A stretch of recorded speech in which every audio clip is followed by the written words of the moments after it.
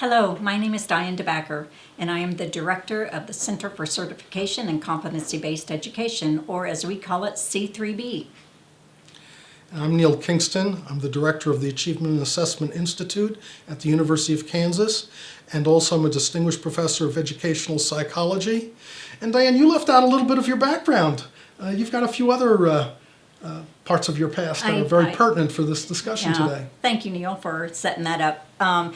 Yes, I am a native Kansan and a lifelong educator. And probably the audience that we're speaking to today will remember me as my time as Commissioner of Education for the state of Kansas.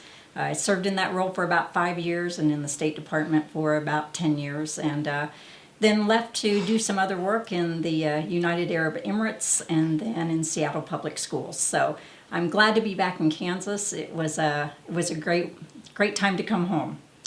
And after the year we've all gone through here in Kansas and everywhere around the world, education is facing some interesting issues. Not just what we've gotten through, but let's focus more toward the future.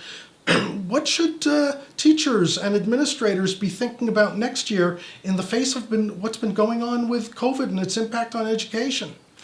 Yeah, it's a very timely topic, and I mentioned that I was in Seattle Public Schools and I was Chief Academic Officer. And you may recall that that district, the Seattle Public School District, was the first district to close down because of COVID.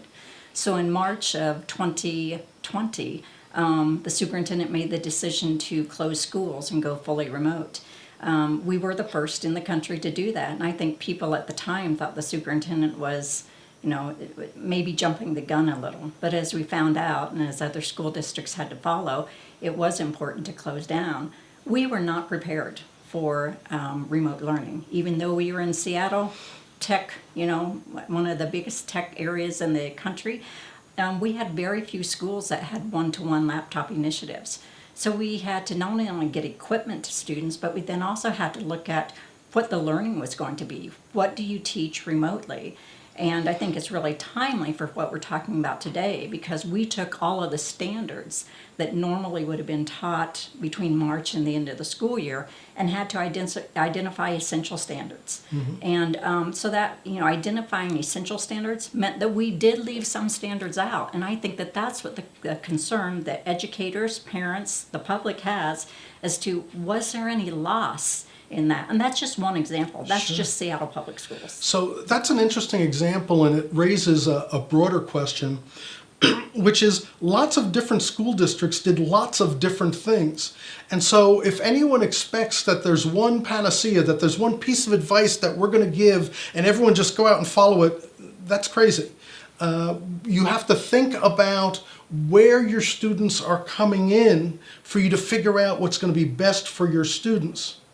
One of the things that interests me is this topic of learning loss, and people keep on talking about learning loss. And I'm sure there is some learning loss that's gone on, but for the most part, I think what's going on is a plateauing of learning. It's not that people forgot everything, although some students, that may have happened, but there are gaps that have developed. And with that idea that you implemented in Seattle, there are intentional gaps that have developed. And so what would you do in the face of that? Well, and you're right. I mean, the topic and the term right now is learning loss, and some people really hate that term or they dislike that term because it's such a negative term, because we know that learning did not stop. Mm-hmm. Students learned the entire time that they were in remote learning because they mm-hmm. were in their homes or they were in other areas where they were doing things that maybe weren't aligned with a standard per se, mm-hmm. but they were learning. They were learning how to use equipment, use technology like they'd never used before. They were learning to collaborate, maybe even with their own family members. They were learning to help do the dishes and the laundry and mm-hmm. other things. So learning did not stop. Yeah. It's just that learning didn't happen in the progression that we're used to it happening in the American education system. I mean, you do a Google search mm-hmm. for learning loss. If you look back 1 year, you'll come up with over 6 million hits for topics about learning loss. Mm. If you look back just 1 month, there's over 2 million hits. And in a week's time, over 300,000. It is a big topic. And as you've said, every state did it differently. And so I think what states need to do, but then you also have to get down to not only did every state do it differently, but you have local control. Absolutely. In every district. You have local elected board members, and they get to make their own decisions. So they really need to look at what they did to deal with remote learning at the time.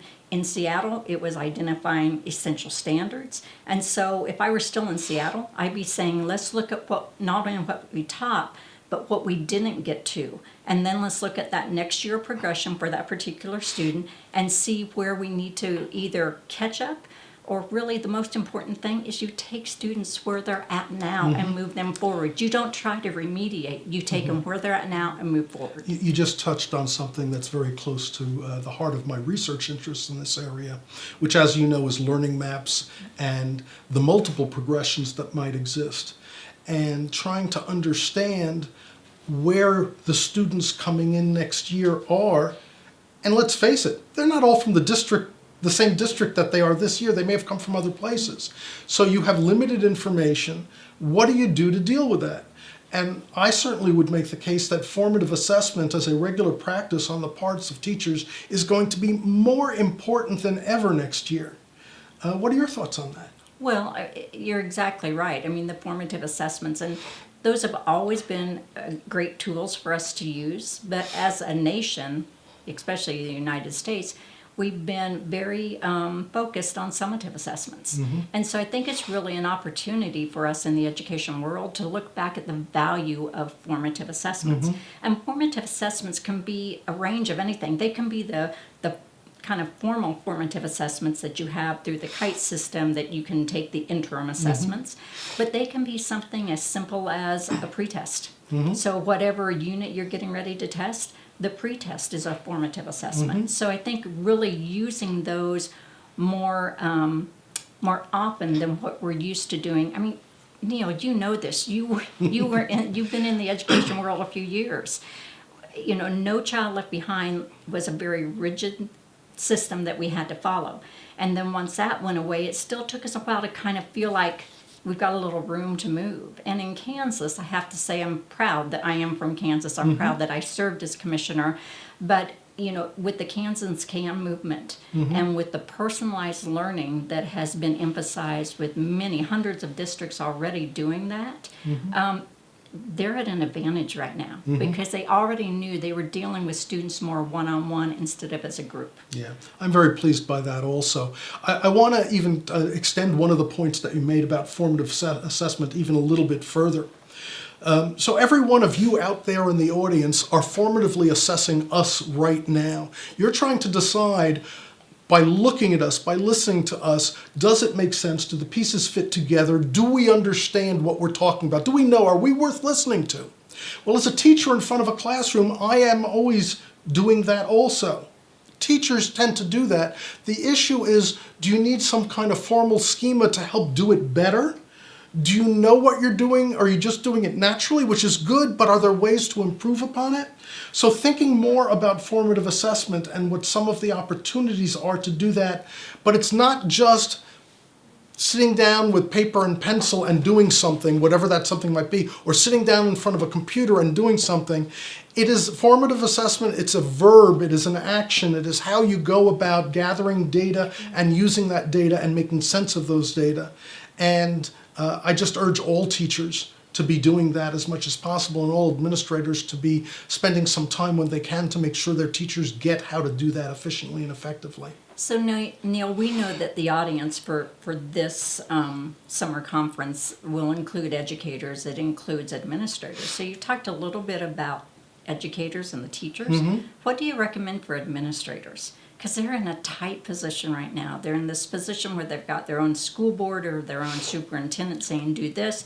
You have the community saying, do this. And yet then they have, you know, this building full of teachers who are looking to them for guidance. What do you say for the building administrator?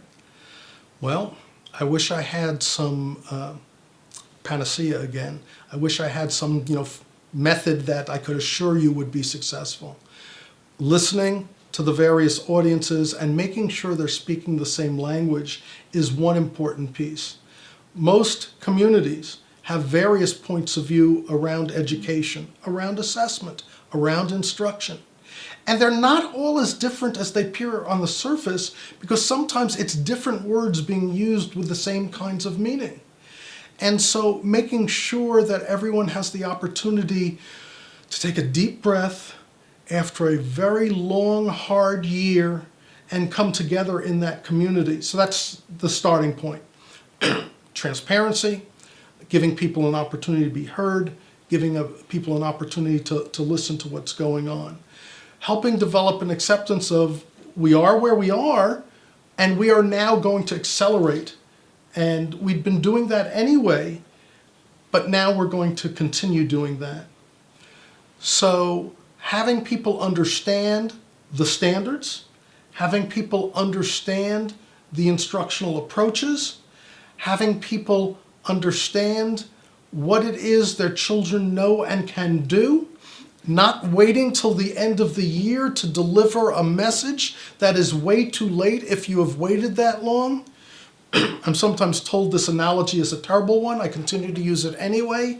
You're trying to paper train a pet dog that you just got in your house, and you wait and do nothing until the end of the year, and then you whack it over the nose with a newspaper because it did its business all over the house. You need timely feedback. You need timely information. Students need timely feedback and information. And let us not forget, parents need timely feedback and information also. Well, your analogy made me smile, because we often are asked, as educators, to define the difference between formative and summative. And what we're really saying here is that formative is where we need to start, and really maybe even beef it up as we start this next school year. But what you described with whacking the pup, on the nose with the newspaper, that's a summative assessment in some respects. It's how we've been using summative assessment for the last 20 years in most of our states. And although I am an advocate of the proper use of large-scale assessment, I'm not an advocate of using large-scale assessments to drive the instruction. I want instruction and instructionally supportive decisions to drive what assessment ought to look like. And we've been doing some of that in Kansas with the enhanced learning map system we've put together, and that we're trying to beef up, and then we're going to roll out with the interim system that we've put together for the state, and the mini tests that we allow teachers to create based on that system and use throughout the year. So Kansas has been a leader in a lot of ways for all of this, going back to when you were the commissioner more than a couple of years ago at this point in time, but continuing to this day. And we need to continue on this pathway. Yeah. So Neal, I have one last question for you. I don't know if you have another one for me, but as you know, in 2020, the middle of the pandemic, the U.S. Department of Ed did not require states to do their summative assessments. So we had a year of no summative assessments. This year it's been a little different depending on what state you're in. But you've been on the cutting edge, the front end of summative assessments across the United States. What do you think the future of summative assessments will be, knowing that we had a year that we didn't do them, knowing that students still did learn, knowing that most students did progress in some manner, maybe just not the traditional manner? What's your crystal ball say? So my crystal ball's broken. I've proven that to myself many times over the past decade or two. I have some guesses, but I don't put faith in them myself. Because the forces that impact at the federal level are different than the forces that impact at the local level. So instead of saying what I think will happen, I'll talk more about what I hope will happen. Perfect. Because I do believe that we need instructionally embedded assessment. I use that term instead of formative assessment as a somewhat larger concept, and part of that larger concept might be, I'm not saying it should be, but might be that we can aggregate the results of assessment that we've done through the year in a systematic way so that when we need to make accountability judgments, and I understand why both the federal government, which supplies lots of money to states for education, and why state governments that invest lots of money in supporting school districts in their states feel a need for accountability. But accountability should never get in the way of the support of student learning. And that's where we've been for the last 20 years, letting it get in the way. So the question then is, are there systems where it doesn't get in the way, where it works hand in glove with that focus on student learning? And I would argue it does.